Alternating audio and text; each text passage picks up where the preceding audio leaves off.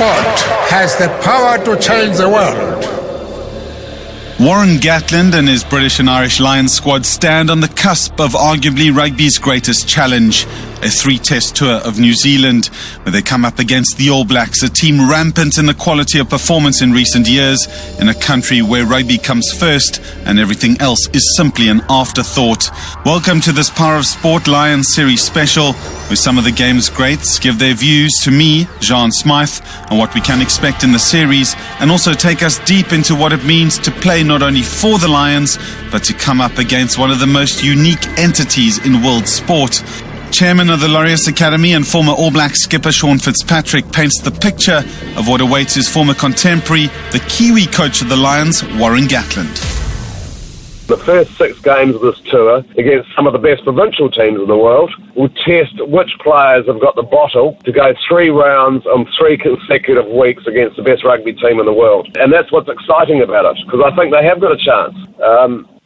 It's going to be fantastic, and I can't wait as a rugby fan. Laureus ambassador, Lions tourist to South Africa in 1980, and broadcaster John Robbie goes into the essence of what it takes to be a Lion. There's 2 things. There's the honour of becoming a British and Irish Lions, which is the same for everybody. And there's your memory of the tour. Some of them are fantastic, but some of them are nightmares. Co-captain of the ill-fated 2005 tour of New Zealand, Irish legend Brian O'Driscoll says it's time that the Lions turned the tide of history. It's more all-consuming. I think, man, woman and child and in New Zealand knows that the Lions are touring, and they're obviously their national sport. But the fact that the Lions only come once every 12 years heightens that anticipation. And ever since 71, when the Lions beat the All Blacks on home patch, the only time that it's ever happened, I think that's created an excitement there and realisation that the Lions can be a special team and to be reckoned with. It was a whitewash 12 years ago, but the previous tour it went to the 3rd and final test. So there's definitely a respect from the Kiwis, but there's also an excitement and a big reward in being a series winner against the Lions, because not all players get to play against the Lions. John Loman never got to play against players with 100 test matches don't always get to play against the Lions. So you realise how big an occasion it is because it comes around so rarely. And the Lions travelled to South Africa in 2009 as underdogs against the then world champions Springboks in a series that had it all the hosts snuck home. Bryan Habana recalls what it meant to him and his Bok teammates.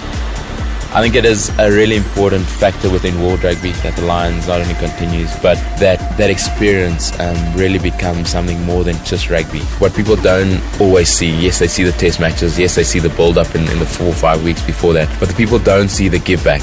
I remember doing 2 or 3 occasions with HSBC where myself and Jason Robinson went into the communities and helped out. But the Lions as a team going out into the communities, giving back, making a difference, inspiring and giving hope. And yes, it's a very long 8 weeks away from your family and friends and your comforts of your own bed, living out of a bag and in a hotel room.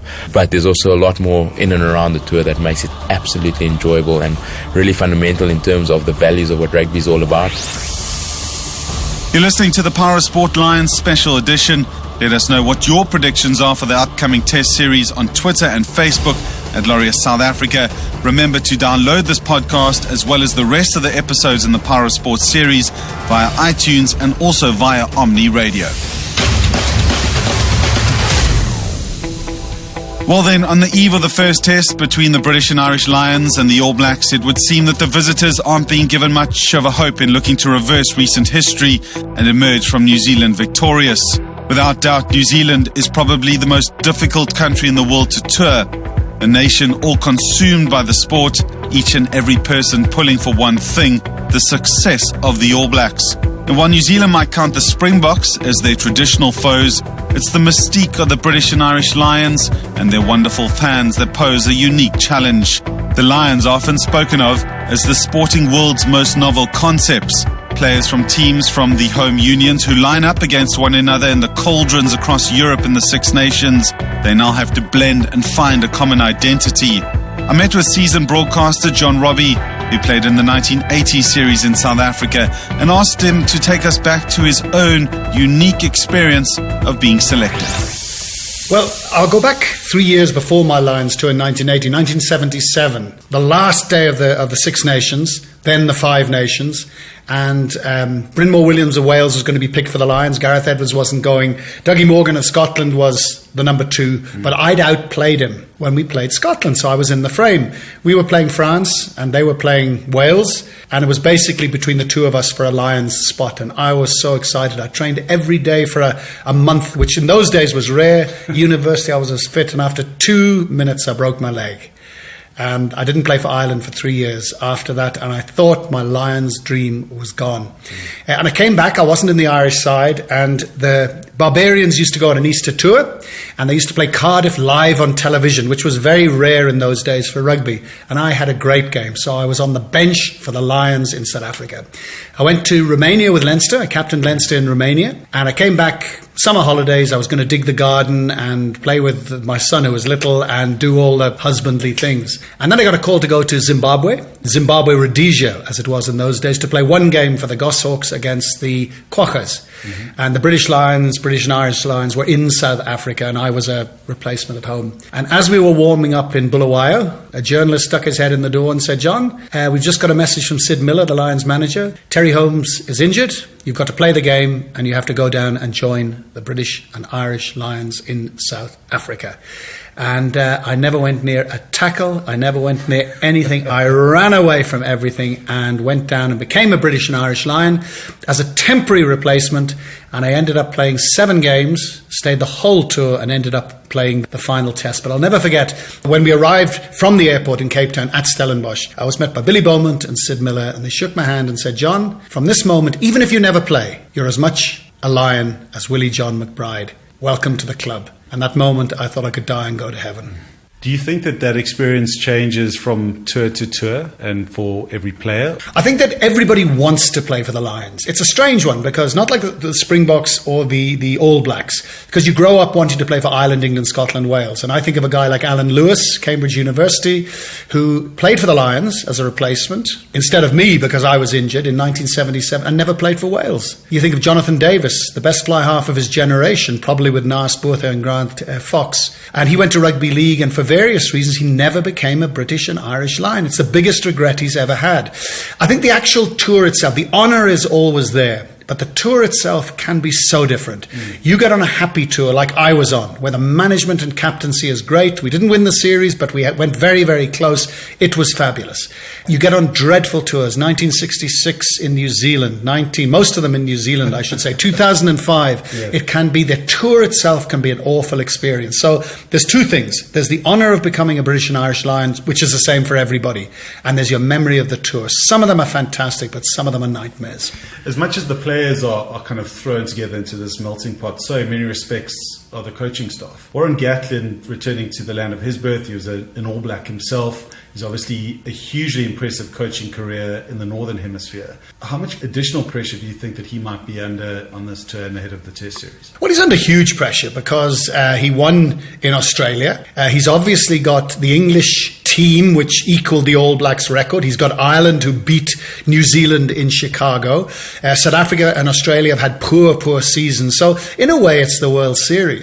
And he's had time off from his national coaching, which is rare for a Lions coach. He's had everything thrown at him that he's wanted. He's got his experts, he's got his conditioning, he's had his camps, etc., and he's gone over. But he knows the magnitude of the challenge. He also knows that the key is that first Test match. You can lose every single game going up to that first Test match, and if you win that first Test match, all the pressure is back on the All Blacks, and ultimately everything depends on the Test series. If you're 1-up in a Test series, in a 3-Test series, you very rarely lose. But to go to New Zealand, as somebody said, is like trying to climb Everest without oxygen and you notice a storm is on the way. The All Blacks over the course of the last better part of a decade have set the bar in world rugby. What if you are an All Blacks fan would worry you about the Lions squad? What would worry me is if I notice that they're getting up to speed with the pace of New Zealand rugby. I mean, that first game, even against the semi-professional side, they were awful. The second game against Auckland, they started to show some improvements. I think their set piece will be good enough. If they're up to speed, particularly in terms of defence, line speed and defence, then it can become an arm wrestle. Then it's a test match. Then there's real pressure, and the Lions have probably got the best goal kickers in the world.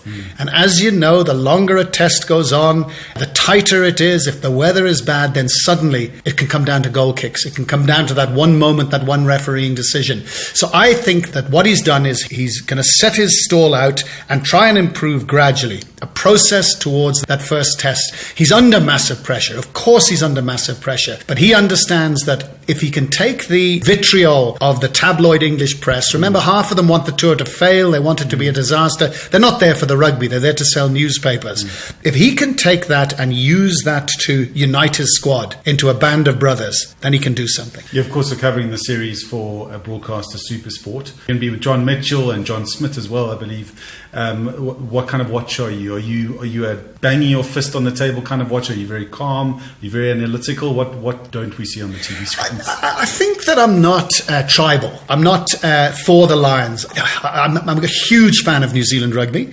But ultimately, I think as a sportsman, the longer I've been since retirement, I'm less one-eyed. So the side that does better, I tend to want to win. And having said that, though, sometimes the great upset against the odds is something wonderful as well. So if I was given the choice, and they deserve to, I'd love the Lions to win, because, you know, only one series win in 1971. I think it's time for another one here. But watching the game, I tend to be fairly analytical. But when I see something of pure beauty, like that try West scored in the Auckland game, which was one of the greatest rugby tries I think I've seen, certainly in the modern era, then I seem to celebrate. But I think I celebrate the art, the beauty of the moment, rather than something tribal.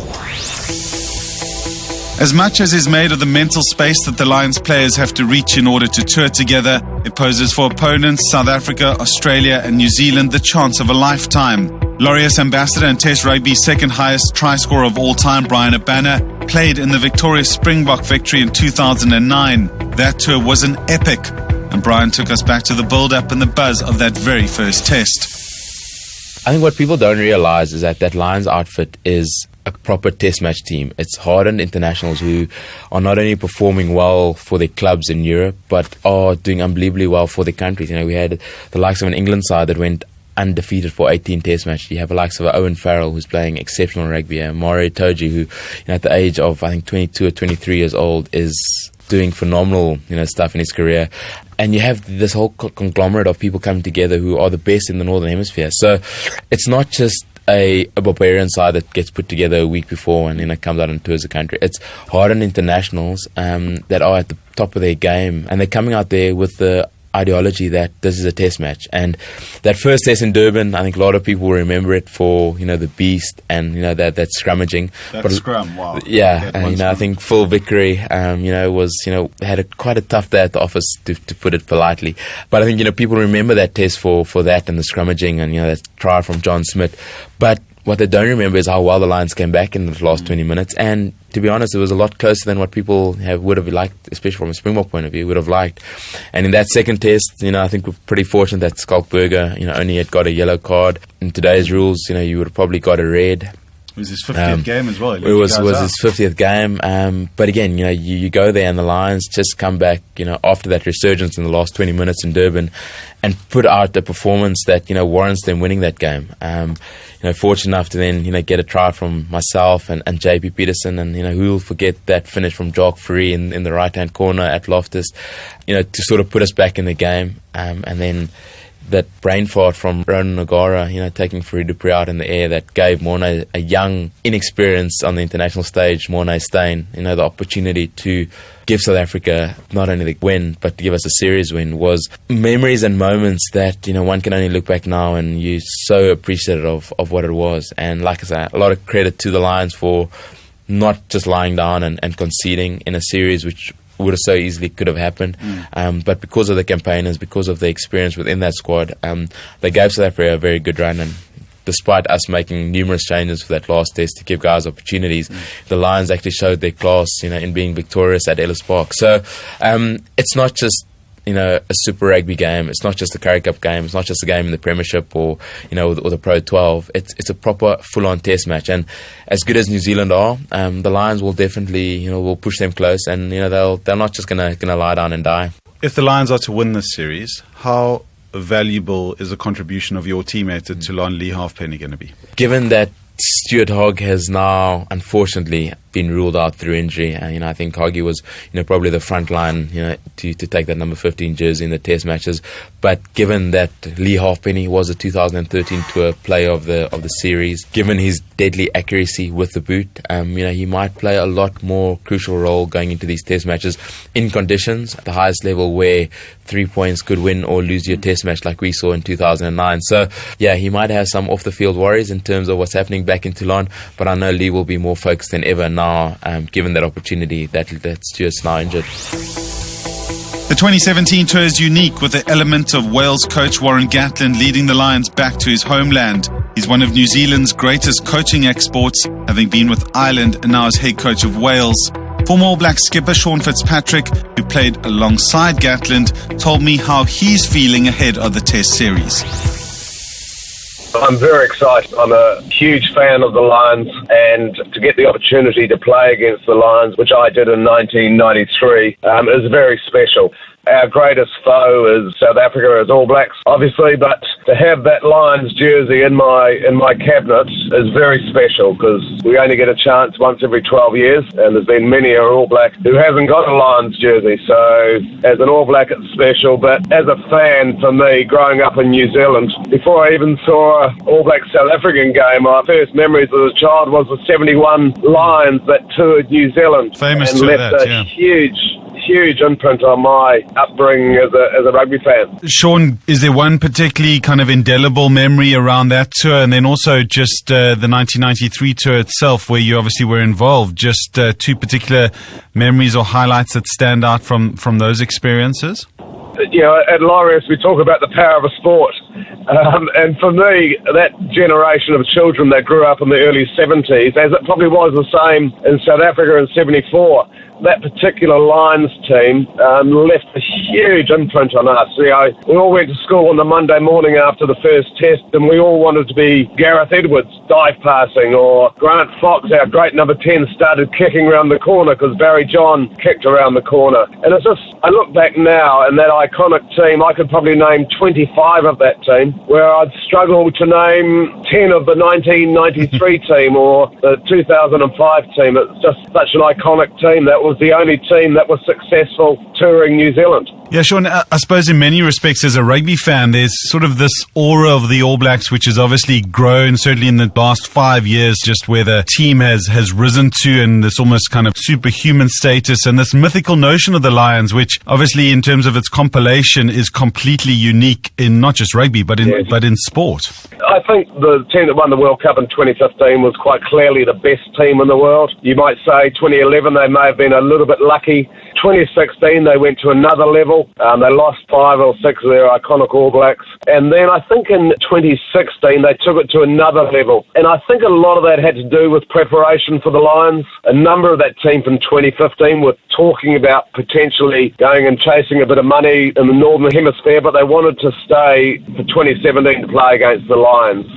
So the team that Steve Hansen has developed, I think, is one of the best All Black teams I've seen in terms of the depth that they have. And they're going to need it against this very, very strong Lions team that Warren Gatland has put together. Yeah, you talk about the two coaches there. With Warren, he's really forged an outstanding international coaching career for himself in the Northern Hemisphere. I'm interested to find out firstly how he's perceived by Kiwis in New Zealand, firstly, and secondly, what particular challenges are posed for him on a personal level, do you feel? Yeah, we're very proud of Warren, what he's achieved in his coaching career. As an All Black, I toured with Warren for a number of years. He was probably one of the better hookers that I played against provincially in New Zealand, and without question, a great All Black who did a great job. Even during that time, you could see that he had the coaching ability, because in our day, we didn't have fitness trainers or people to do X, Y, Z, where Warren was always the one that was developing games for us to play, to warm up, and so he had that, and then went on and coached Connacht, selected to coach Ireland, had a sort of a bit of a rocky end there, I think, but unfair, and then probably a blessing in disguise as he went over and then coached Wasps in London and had a magnificent career with them, and then and as we know, went on to coach Wales to great success and then to be a successful Lions coach. This is his third tour with the Lions. So, yes, we're very proud of him. And I think it's a huge bonus and a plus for this Lions team that they have a former All Black coaching the Lions. He knows what's expected. He's selected a team that will win on the field, he hopes, that will be competitive. But more importantly, probably, he's put a huge amount of effort into making sure that the off-field situation is right. And they understand and they're going to immerse themselves in the culture of New Zealand because he sees that as a way of making sure that they're successful on the field. In 2005, they got that totally wrong, and we know how difficult it is to tour New Zealand, and if you're struggling with that and then to be battling off the field, it makes it very, very difficult to be successful. You mentioned 2005, they're comprehensively beaten, as you say, and I suppose, considering the All Blacks side and their form last year, which you referenced earlier, you're not going to find too many people, I would have thought, betting against them in this series. If you're an All Blacks fan, Sean, what should you be worrying about the most in terms of what sort of threats the Lions are going to be posing? Firstly, the Lions know that they're going to have to play very, very well to win a test match. That's without question. So that's the key.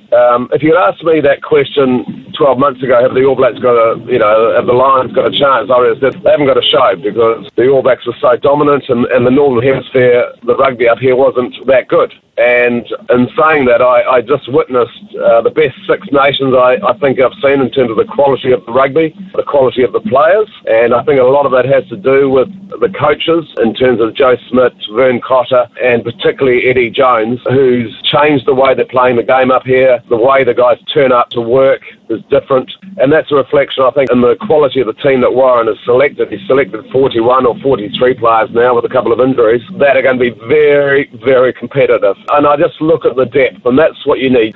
The history of Lions tours is that the attrition on players is huge, so you need depth. And this team has got depth. You would struggle to name a Test 15 that would start the first Test, which I think is good. So there's competition for places. One player that he's lost already is Billy Vunipola, who arguably was one of the players that Warren Gatland would not want to lose. But in saying that, you then look at straight away in terms of who will take his place in the Test 15 if he was going to start. You have Fa'atau at number 8, you have CJ Stander, you have O'Brien, you have Tipperick, Warburton, young Moriarty. So that the names of those loose forwards just roll off your tongue. And people have been saying that, this is a suicidal tour, they're not even going to win a provincial game, and I disagree. They're going to play against the best rugby team in the world, and to do that, you need to make sure you have the right players. And the first 6 games of this tour against some of the best provincial teams in the world will test which players have got the bottle to go 3 rounds on 3 consecutive weeks against the best rugby team in the world. And that's what's exciting about it, because I think they have got a chance.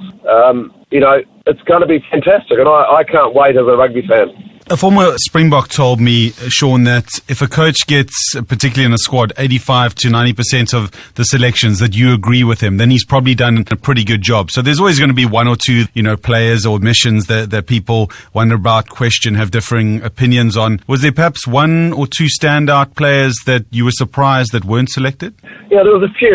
A few of the Scots were complaining about initially Laidlaw, but he's now in the team. And with that, you'd look at Launchbury from England, who was probably a standout second row in the Six Nations. But it's very hard to argue with his selection, which says to me he's got the right people there. And as I go again, with the attrition on players, it's hard to disagree. I think he's got it right.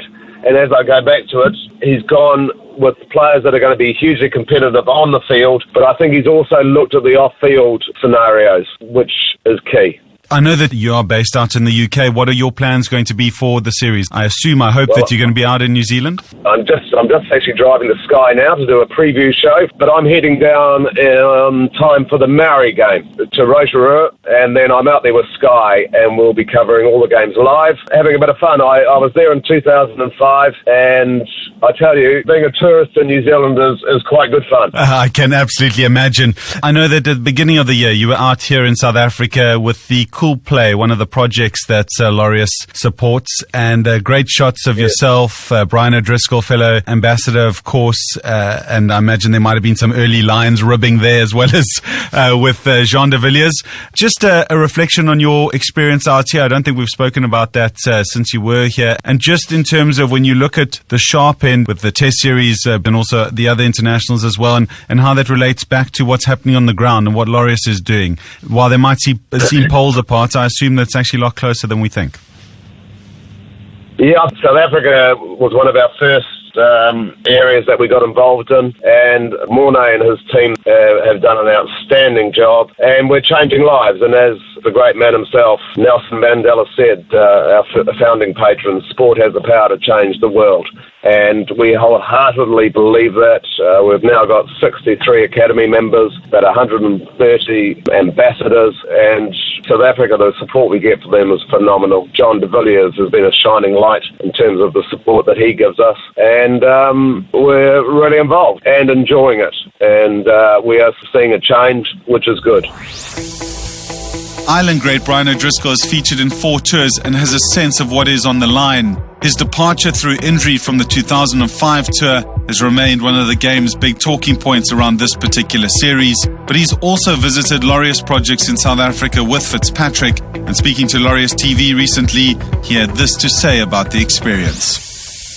Irrespective of what your sport of choice is, it allows you to create friendships that maybe you wouldn't have had that opportunity, that togetherness, that camaraderie, and that bonding you need in a team environment to not only be successful, but to enjoy yourself and have a good time. So I think it's a phenomenal asset to be able to bring people together that, maybe need something to cling on to. I think, getting involved at a grassroots level, going out to visit Cape Town, to visit the work that's being done in close quarters, I think was very eye-opening. Seeing the effect that it has on, these young kids' lives in Durban, it was a phenomenal experience. The transformation of these children's lives from nothing to giving them hope, I think, was inspiring. And I think if you're able to change 1 or 2 children's lives, it's phenomenal. And just to think the countless lives that have been affected in a positive way is a credit to all the work that's been done by everyone involved in Laureus. So, on the tour then? It's a different standard of rugby you play down there, where there's no pushover teams, and if they didn't realise that before the first game, they certainly do now. It's going to get tougher and tougher.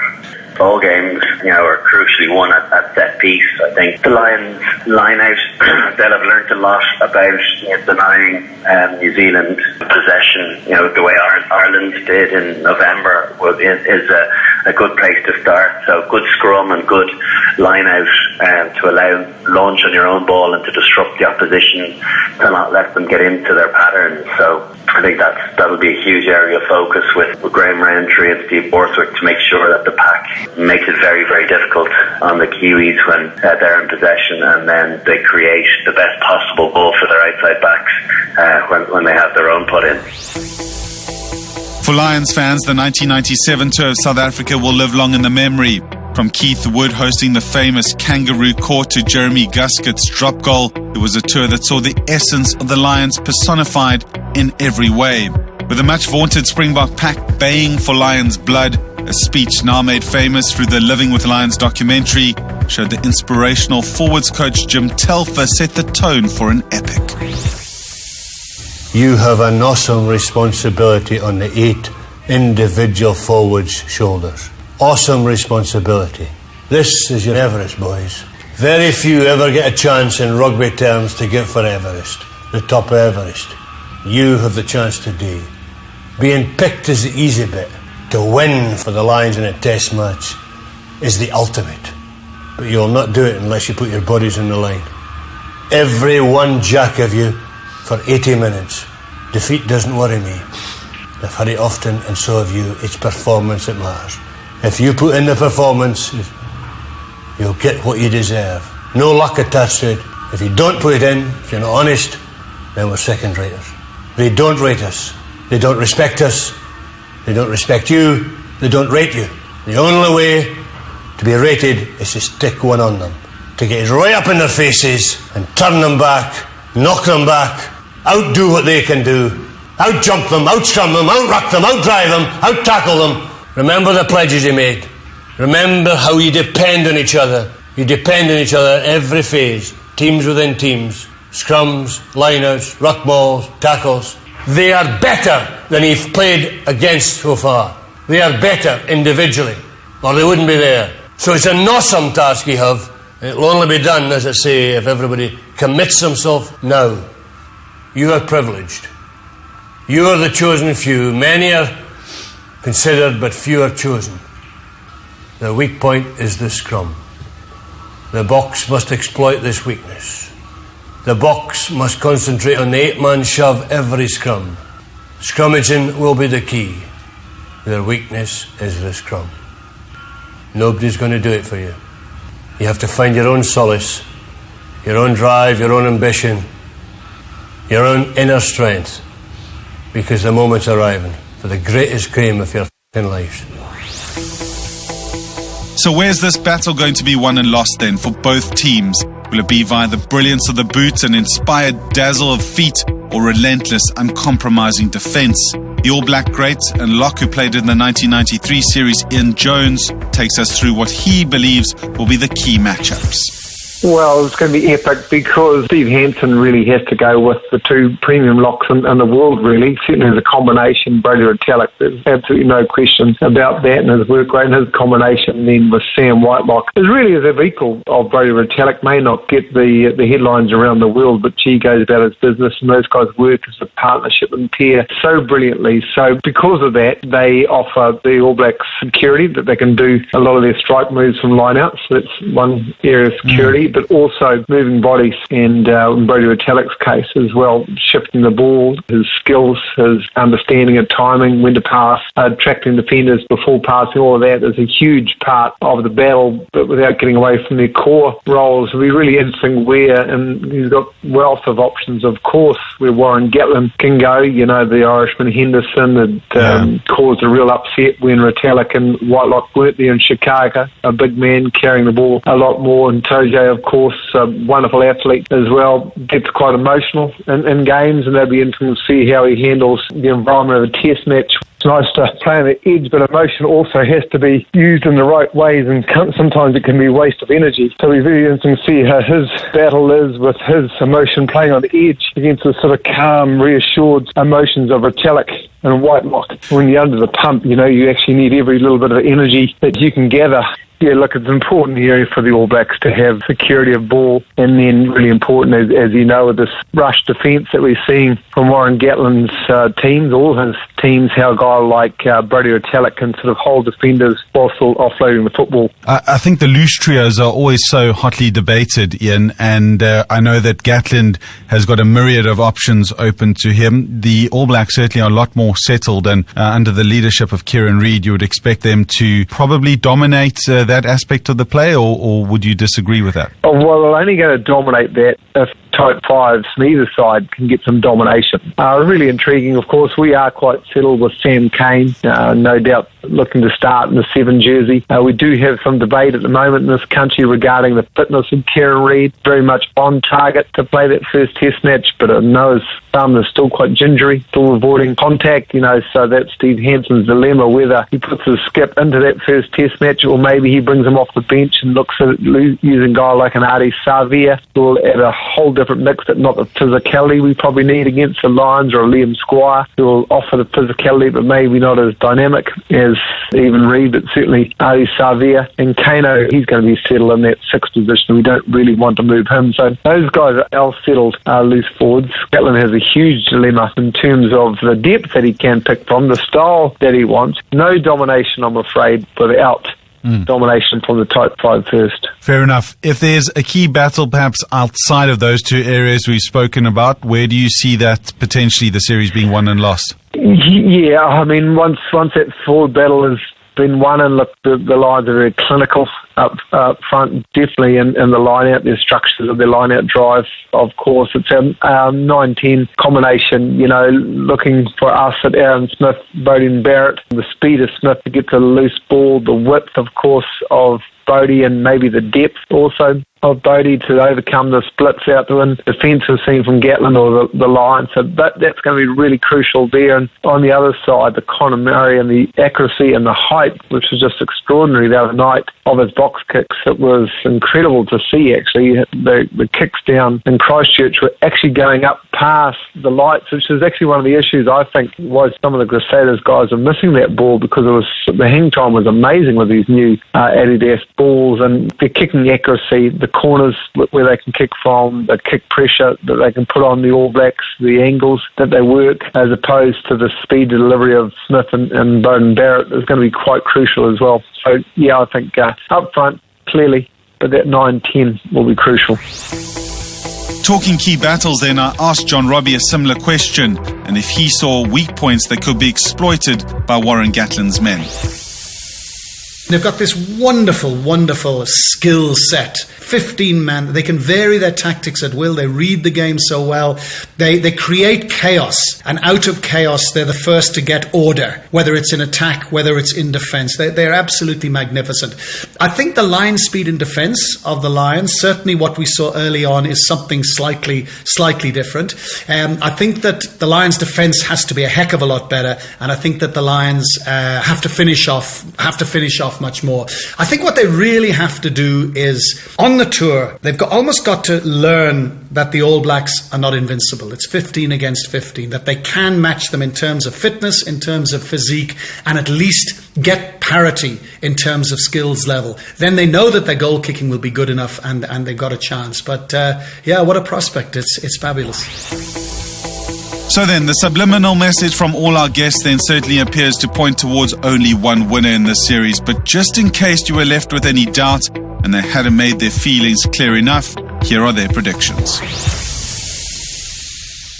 In this test series, I predict it'll be tight. It'll be within 10 to 12 points, all three test matches, but the victors on all three at home here in New Zealand, where in two of the three venues have got a fantastic record, will be the All Blacks. I predict that the Lions will have an uphill battle and that New Zealand will come away with a 3-0 margin. I predict that it will be a hugely competitive series, but the All Blacks will win the first test, possibly lose the second, and win the third. So 2-1. You get the sense that it will take a monumental achievement for the Lions to win the series. You go down and live in hope, but history would suggest that the All Blacks are firm favourites. I predict that the All Blacks will win the series. I hope that the Lions win again. This series will certainly be, for me, the highlight of the rugby calendar this year, and perhaps, hopefully, even resonate right up until the next World Cup in Japan. Do you agree with our guests? We'd love to hear from you, so you can find us on Twitter at Laureus_SA and at Laureus Sport, as well as on Facebook and Instagram. This has been a special edition of the Power of Sport podcast, and episode 5 of our regular series is out next week. That features interviews with Principal of Team Dimension Data, Doug Ryder, ahead of the Tour de France. Ron Rutland and Adam Ralston play golf across Mongolia in the longest hole. Special correspondent Dan Nicol reports back from the Laureus Polo event in London. And we play Blitz with the World Series champions Blitzbox. Subscribe via iTunes, you don't want to miss it. From me, Jean Smythe, thanks for listening, and cheers for now.